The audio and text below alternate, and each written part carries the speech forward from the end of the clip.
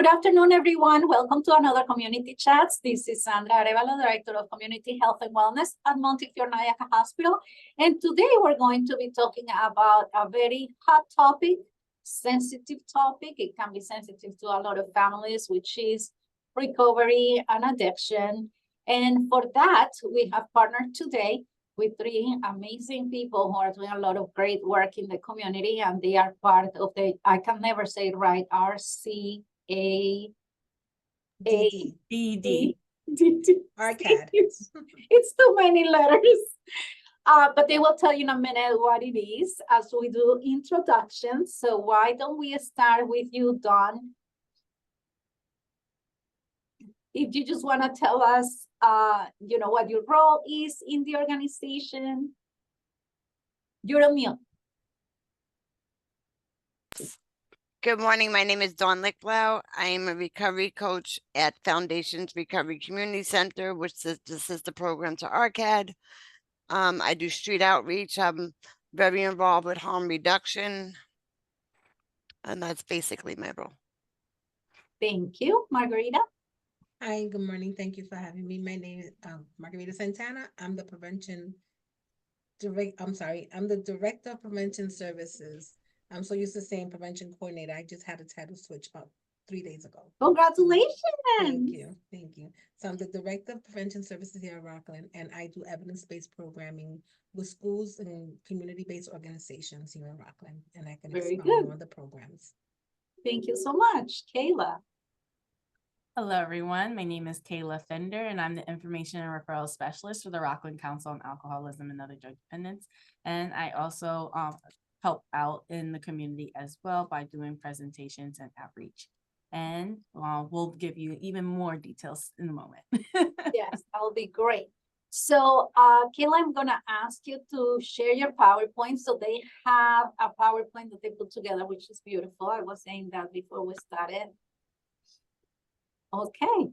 And again, this is an invitation for you to ask any questions, any concerns that you have, any comments, just feel free to share. And you can get started, ladies, whenever you feel like. Thank you so much for having us and for inviting us into your space. We really appreciate the opportunity to come in and tell you about our services through the community chat. So as you can see, it looks like a 2-in-1 presentation because we're presenting about the Rockland Council on Alcoholism and Other Drug Dependence. But we also have a community center called Foundations Recovery Community Center. So as we go through the presentation, you're going to see the distinctions, but the unity at the same time. Okay, so what is ARCAD's mission? ARCAD's mission is to be a comprehensive resource in the community addressing addiction and supporting prevention and recovery. I'm now going to turn it over to my beloved Margarita Santana. She's going to go through her role. So again, I'm the Director of Prevention Services, and I've been doing prevention with the council since 2016. Our prevention program here at the council have expanded exponentially throughout the years. We do evidence-based programming in the county. One of the programs that we use is called BOP and Life Skills. It is evidence-based. It uses a pre and post. And we work with youth and adolescents. We provide them lessons. We meet on a weekly basis. We have been doing this for over 50 years, and every year we get positive results on the program. Elementary school-based program has 8 sessions. Every program meets on a weekly basis. The middle school can be anywhere between 13 to 18 sessions, and the high school is 10 sessions. The program also has a parent component, which I am glad to say that we're going to be picking it up this year, the school year, and starting a parenting program. And it is our belief that by providing the parenting program and utilizing the same evidence-based programming would afford the families the opportunity to have open, readily conversations about substance use, the dangers involved, and help the students make healthier choices to live substance-free lives. I also provide another program that's called Girls Circle Boys Council that's geared towards middle school students. Again, the program meets on a weekly basis with the girls. It meets 8 weeks, and the program is basically geared to give the girls the opportunity to learn about themselves, learn about other people, build relationships with adult females in the community, and help them find their voices and find themselves. Again, been doing it for many years. When I started the program, I had about 20 something students. Throughout the years, the program has evolved, and we now service well over 400 to 500 students on a school year. Um, and that's evidence-based program also. Along with Girl Circle, we do the Boys Council. I don't facilitate that program, but I do stipend male facilitators to meet with the gentlemen. That program is up and running, and it started 2 years after Girl Circle, and it has grown. It started with 8 boys, and so far we have serviced over 130 students since that started, and that meets for 10 weeks.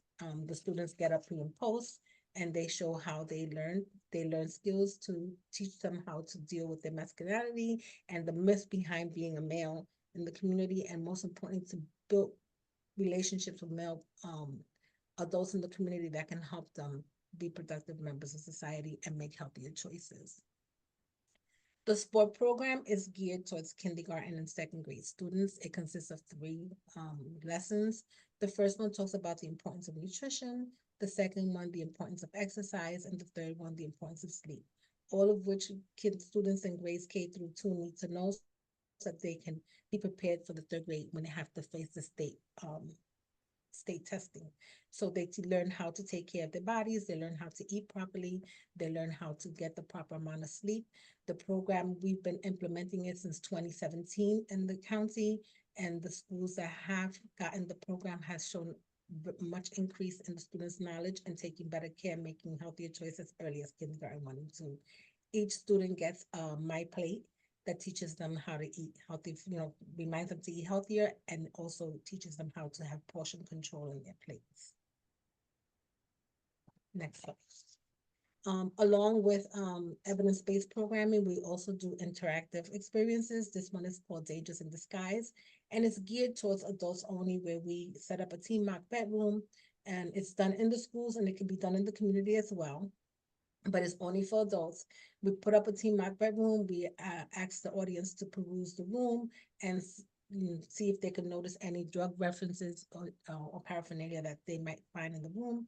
And at the end of the perusement, we get together, we have an open dialogue, and we ask they share what they found, and then we also disclose what they didn't find. Basically, the program is focused in teaching the parents or the adults how to identify ordinary items around the house where drugs can be concealed or placed. And again, most important, the focus is to start that conversation with the teens and the adolescents at home. And then we have Teen Intervene. Teen Intervene is also an evidence-based program. It's geared for teenagers 12 to 19 years of age who are experiencing mild to moderate consequences due to drug experimentation. They might be having legal issues. They might be having problems at home, problems with the friends. The program uses cognitive-based therapy. It uses motivational interviewing and stages of change.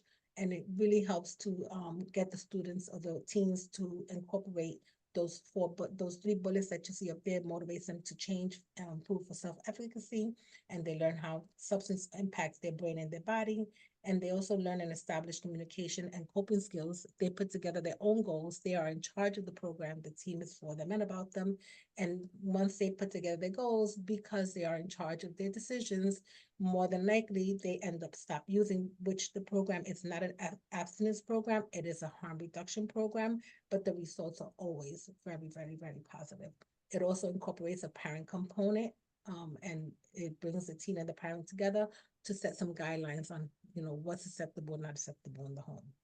There are other interactive programs that I also incorporate into my prevention team program, but I see that Kayla has them on her aspect of the presentation. So at this point in time, I will turn it over to Kayla. Oh, sorry. There was one more. Okay, so raising awareness is something we are very big here at the council. This one is for Red Ribbon Week. As you can see, you see the Mario Cuomo Bridge there in red, and if you look at my background, it's in purple, because every year from October 23rd to October 31st is a national drug awareness campaign called Red Ribbon. I also collaborated with Montefiore Hospital last year on this, And what I do is I go around and I give the community members ribbons to wear, and when people ask them questions, they have the information to share, how the impact of drug um, hurts our youth and the county. And so this has been happening since 2017 here at the council, and every year just grows and grows and grows. And we were able to give out well over 4,000 ribbons last year in the county. And this year we're well on our way. The Mario Cuomo Bridge will be red this year on October 23rd, and the Mid Hudson Bridge will be red October 23rd, no, sorry, October 28th, 29th, and 30th, if no one bumps me off on the last 2 days, because I applied for 3 days.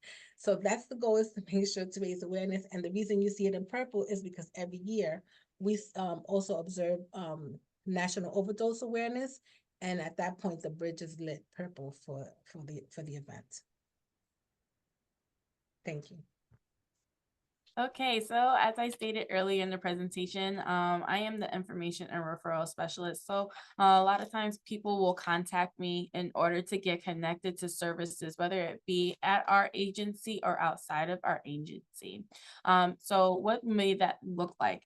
For example, Margarita just explained that we do a Teen Intervene program.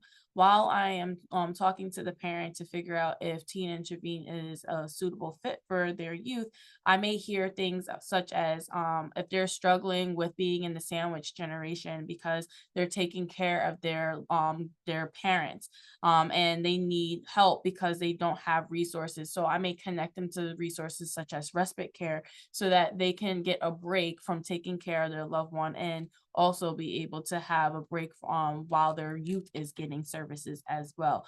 So the referral process is not just for someone who is using substances. It can be for a variety of different things. Okay, so I provide presentations to the student body, and Margarita does as well. And we can talk about vaping, marijuana. Rainbow fentanyl has been a top request that has come in recently, along with Healthy's Boundaries presentation. So whatever presentations are asked, if we do not have it, we do look and see if we can create one, long as it's within the boundaries of what we do. And if we are not able to do it because it's not within the boundaries of what we do, we will make a referral out for the proper services. Adult presentations are also provided. The differentiation between the adult topics versus the youth topics is that the adults contain more details because we don't want to give our youth ideas. Okay. One universal topic that you'll see on here is safe drug disposal, though. I believe that this topic can be given to our youth as well. And you're going to see how when we talk about our environmental strategy, which is on the slide. So this is the Terra. The Terra is a medication disposal system that we freely give out to the community. And you can use this system in place of going to your local pharmacy or the local sheriff's department to discard your meds, or as a better alternative to flushing it down the toilet or throwing it in the garbage. All you have to do is put either the pills, the liquids, or the patches inside this bag with some water. You wait 30 seconds for the air bubbles to release. Seal the bag, give it a gentle shake, and put it right in the trash. This medication disposal system is biodegradable, and it preserves our water supplies and our landfills.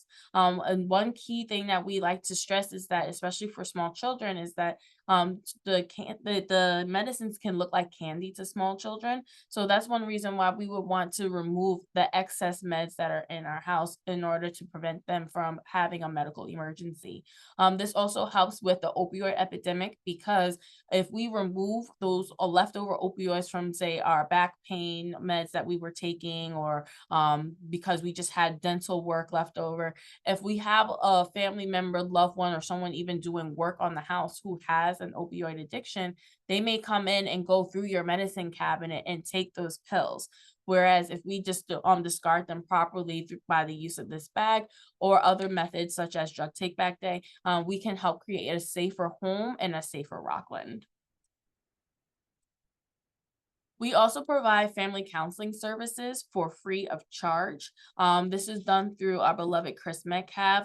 So Her counseling services can be one-on-one or within a group. And she's basically going to help you learn the signs and symptoms of substance use. And she's going to explore avenues of support and help you learn the stages of changes that can take place. She at any point in time, if she needs to make a referral, she will do so as well. But this helps to be a wonderful service to our family members who feel alone and feel like they don't have a place where they can be heard and they don't know how to support their loved one who is in active addiction. So she is a wonderful resource, and the best part is she is free. Another interactive experience we offer is called the Vape Escape Room.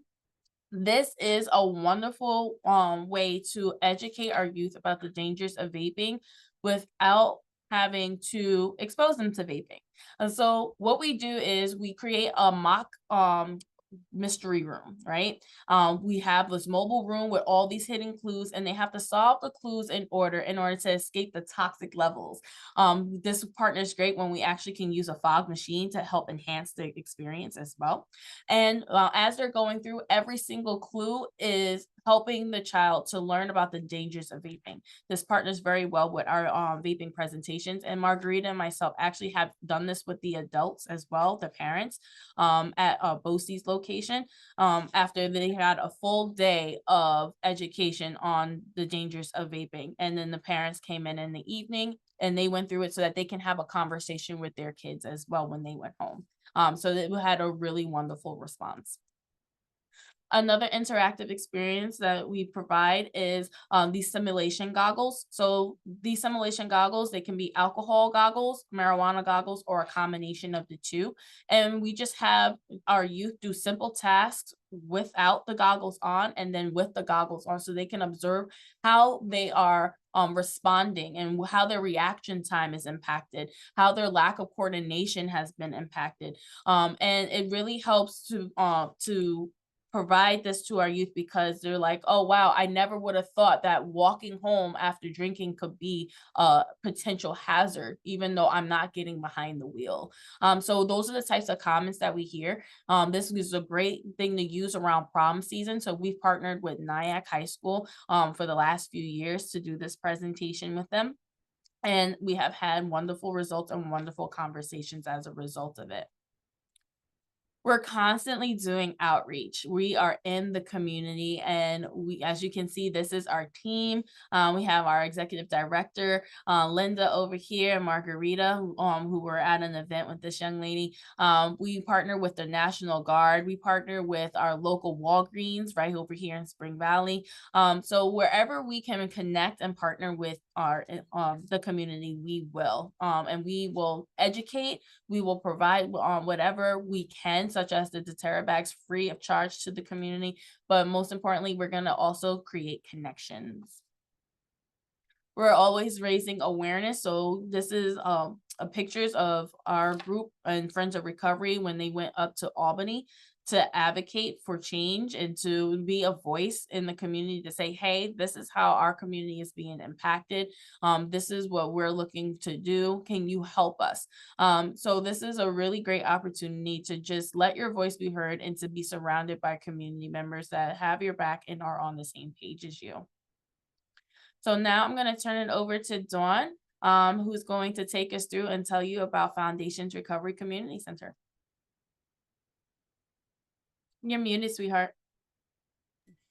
Thank you. You're Good welcome. morning. My name is Dawn Lichtblau. I am a recovery coach at Foundations Recovery Community Center. Foundations started back in July 9th, 2019 was our grand opening day. We have been providing services ever since. We provide peer-to-peer recovery support to individuals and families through all stages of recovery. We support multiple pathways and help build recovery capital through educating the community on the effective outcomes associated with appropriate information, treatment, and recovery support. Our vision is to provide hope through recovery supports, skill building, socialization, recreation, and education. Key values: Choice. I think it's very important that when we're working with an individual, we let them know that the choice is always theirs. It's not something that we need them to do. It's something that they need to choose to do, and to let them know that they are being heard, whatever kind of support they need. I'm hearing you, and I can direct you to the services that you need, whether it be through 12-step meetings, recovery Dharma, whatever pathway is yours.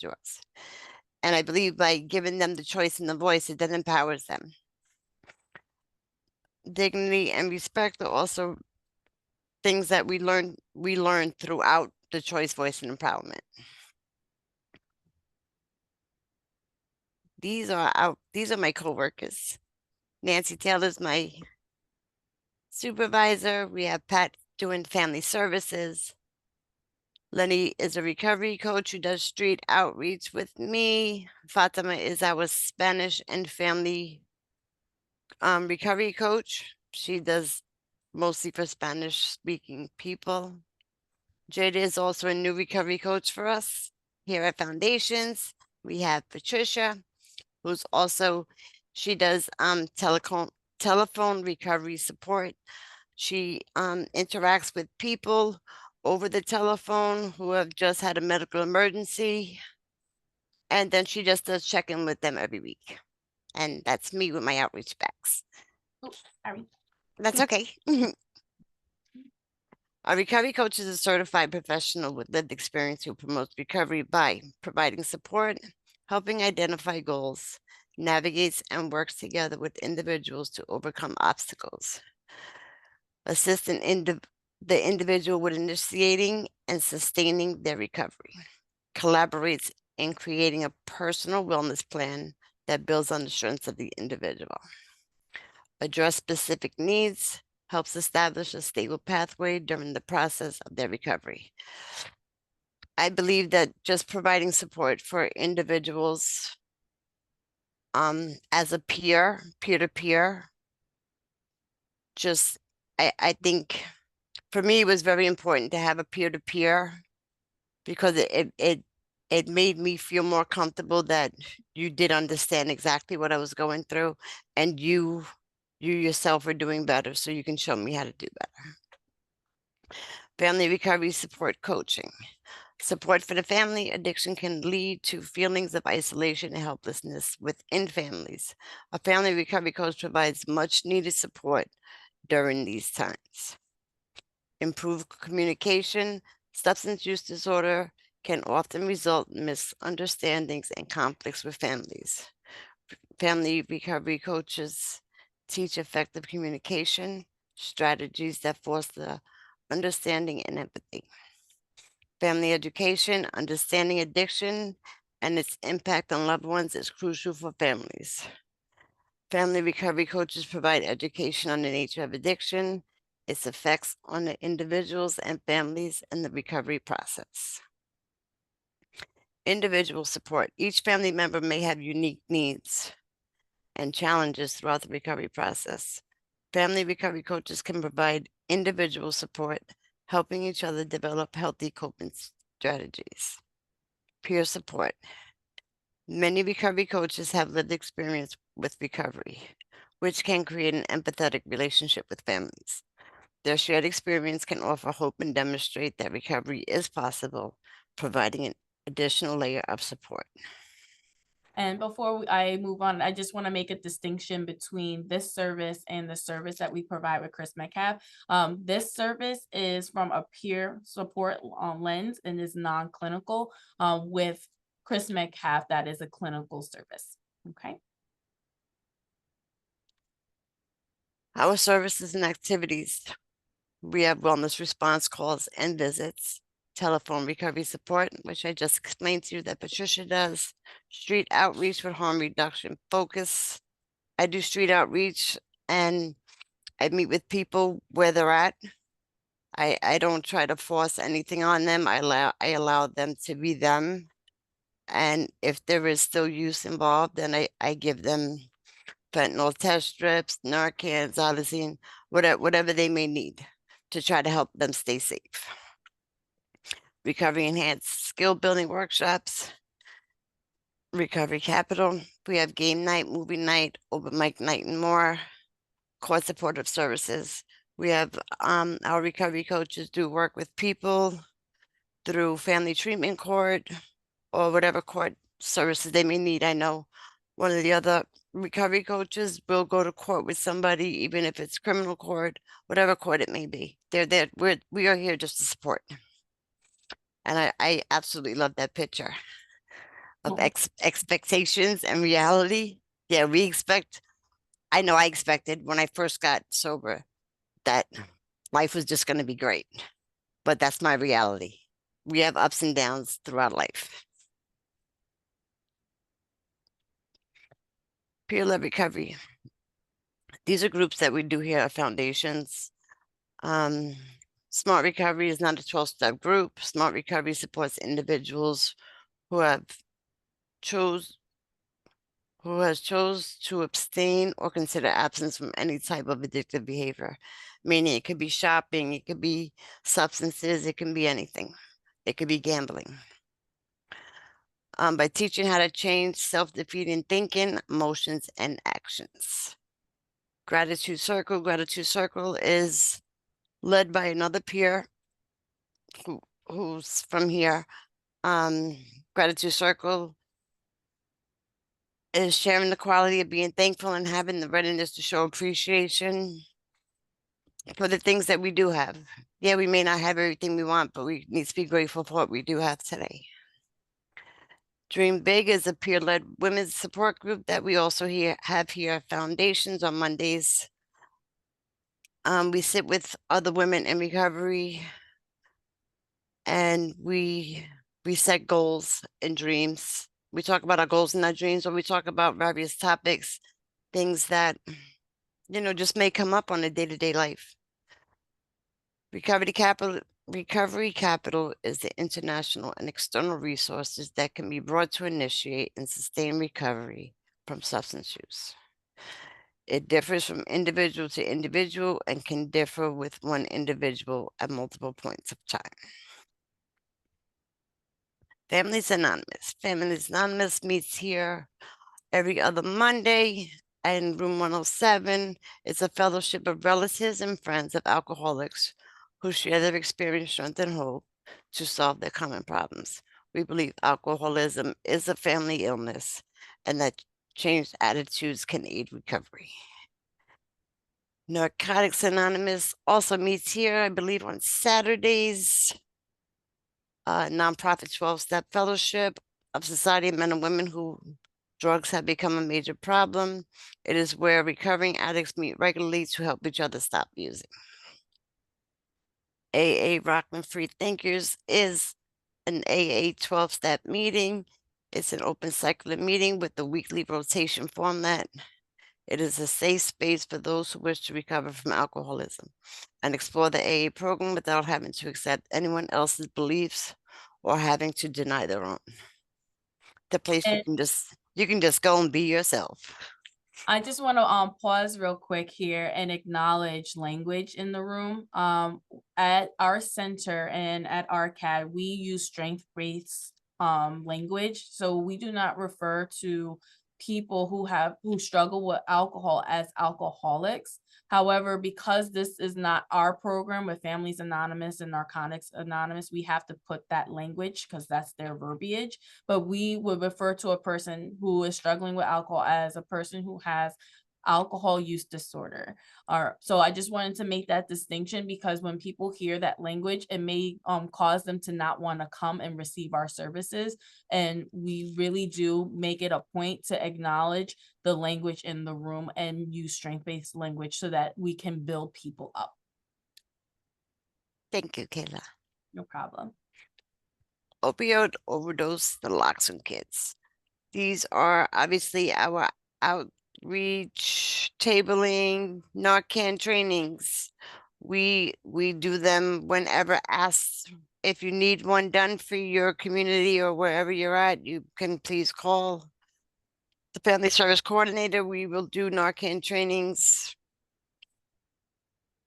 whenever requested. I do a lot of Narcan trainings during street outreach. I run into people that I personally know are still using and struggling. And again, I make sure they're armed, harm reduction. I make sure they're armed with Narcan. I make sure they have their strips. I make sure, and every time I see them, I check with them. Hey, do you still have them strips? Yeah. Then you're not using them. You need to use them. You know, I just reiterate, this is super important. It can save your life. That's right. So one thing about the xylazine test strips and the fentanyl testing strips, if a person decides to take the time to test what's left over in the supply out of the little baggie or whatever container they're holding it in, and it tests positive, it gives the person the opportunity to make another decision. And that's why we give them out into the community. You'll also see on here that we have changed the way our Narcan kits are being given out. We now give them out on keychains as well, because it makes it more noticeable, and we like to educate people on the importance of having it in order to complete your first aid kit. So if you do not have a Narcan to complete your first aid kit today, please contact us. We look forward to partnering with you on it. Kayla, can I just interject with the leaf behind the ones on the chain also gives the person an opportunity to have the Narcan on them in the event that there is an actual overdose while they are on a site or in a place. Thank you, Margarita.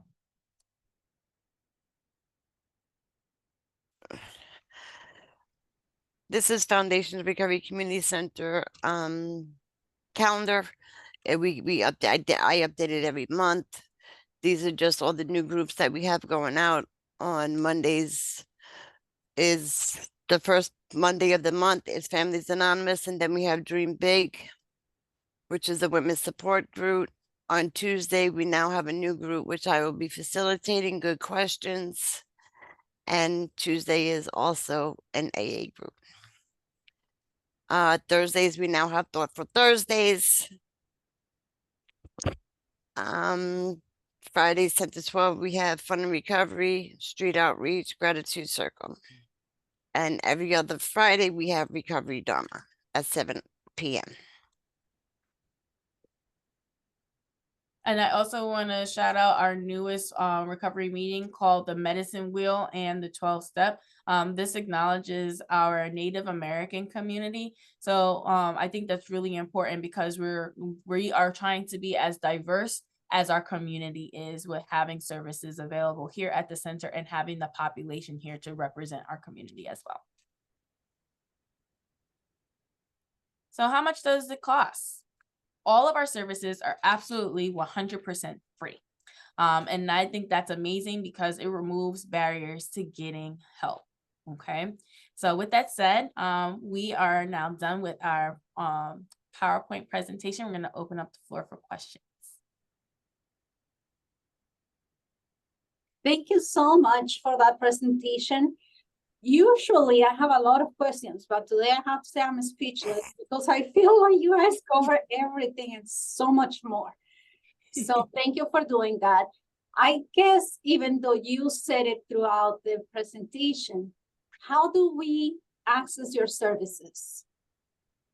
So all they would have to do is just make a phone call. They can call us on our regular phone number, which is 845-215-9788. There is an option to talk to Foundations or to ARCAD. I have our extensions throughout the presentation to try and make it easier. So Margarita, your extension is 28. And my extension is, believe it or not, I can never remember my extension, y'all. 25. Is it? Yes, thank you. 25. Oh, look at that. Now we know who calls you all the time. Okay. Do you need referrals from the doctor? Can people self-refer? If, for example, I'm a concerned mother, can I just call you and find out more about services? How does that work? So we can have self-referrals. We also have people that will call us and say, hey, I know a student that is struggling with this. Can you see them? And they'll give us the information, or they'll give our information to the parent, and the parent will call us. Being that we're out in the community when we're doing the presentations and educating the community and to get our flyers, they just call our number and we just pick up the phone and we're immediately there. So no paperwork is required like in a treatment setting because we are non-clinical. Caleb, I can also interject in regards to reaching our services. They also can do it via our website. We have a link where they can go on the website and request the services through our website. Now, you said something throughout your presentation that I think is very important. Like, people need to be willing to access services, right? Like, you cannot twist anyone's arm to go there and access all these marvelous services. So how, as a parent or a neighbor or a teacher, how do you assess that? How do you know when the person is ready so that you can make that phone call and link them with your services? Anyone want to go? I can address that. So in the past, I've gotten referrals from the schools for Teen Intervene. And when I do get the referrals, more than likely the parent is well aware of the situation. So at that point in time, I meet with the student and the parent, and I tell the student and the parent that this is a volunteer program and it'll work if they work it. And at that point, the student will say yes or no. And then from that point on, they come in and meet with us, and because they're willing to do the program, they get the results that they're looking for. Mm-hmm. Do you have people though that might say yes? And okay, I see you nodding. Okay. There will be people that will come in for services, and they're not fully committed to actually like taking advantage of the service, but they want to know what we have to offer. And that's okay too, because a seed is sown and they know that whenever they're ready, we are here and we will support them, and that there is no judgment. So no matter what it is, if we just leave them with the information, it can still end up producing something later. I also want to add that because we're able to service so many different aspects of the community, and we know that the old saying was, it take a village. A lot of people don't believe that, but I still believe that it does take a village. And I myself have seen how I have done program in the schools, and I have done intervene with the students, and I have met with the students at a treatment facility. So because they have prior information, they can still make some healthier choices, although they have been, caught up in some type of peer pressure or whatever. And I dealt with students this last school year where I was given the privilege to go into a treatment facility and do group of youth, and some of them were students from the schools, and they were like, "Oh my God, I met you this year, and I remember you said that." And at the end of the group, a lot of them completed the treatment and made sure and stated that they were not going to come back, do what they were doing or make healthier choices. Right. And I also believe that if they're given the information, because if you don't know, you don't know. So once they're given the information and they're willing to receive that, then the message has already been given to them. Now you put it back on them. It's your choice. Mm-hmm. This is your choice. And making better choices, you get better results. Mm-hmm. Do you have any flyers or any brochures that you can share with different organizations? I feel that I want to put one of them or 10 of them in each one of our rooms in the emergency department now, because we get quite a few patients that obviously come due to substance abuse or alcoholism. So it will be nice to be able to give them this information. Absolutely. We have flyers that we can actually deliver to you to have there. And whenever you run out, just give us a ring. We'll absolutely bring more. That's why they're there. Yeah. And I'm sure that some of our attendees would like that as well. And I see that we have a question here. So let me just see that. Will these programs be interested in presentations to PTAs in the region? That Absolutely. read my mind, because that was my next question. I'm gonna actually throw that to Margarita. And 100%, and also something that we have not stated is that our programs are both in English and Spanish. We're able to provide specific groups to the Spanish speaking population, which is a huge population here in Rockland. So yes. Okay, I think your phone is gonna start ringing, Margarita, so. Okay, well, thank you so much for this presentation. I think we are a very blessed community to have so many wonderful programs. And definitely the work that you guys do is amazing. You know, trying to help people with addictions is marvelous. So thank you for all the hard work that you do. I just have one more question. How many of your staff are peers, are peer educators? I think that that's a very strong asset to your programs as well. I would say everybody in foundations are peers. We're all peers. Look at that. So 7 peers are working out of foundations. That's great. I mean, because you really know the community, you really know what they go through. It's not just someone pretending to know, you know, as much empathy as you can have. You have not been in those shoes, and I'm sure it's not easy. So thank you so much to you, Dawn, and all your other 6 peers for doing what you did. And, you know, sometimes I think that, you know, we're put in some places for a reason, and it seems like, you know, you guys are definitely in the right place. So thank you so much, and thank you to our attendees. I will see you next on September 4th. Is that next week? No, it's in 2 weeks.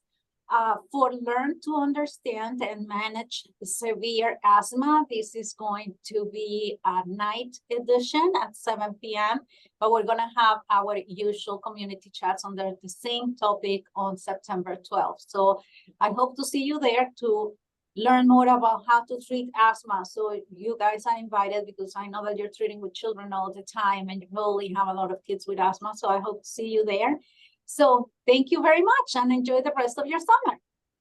Thank you, you too. Thank you. Thanks for having us. Bye-bye.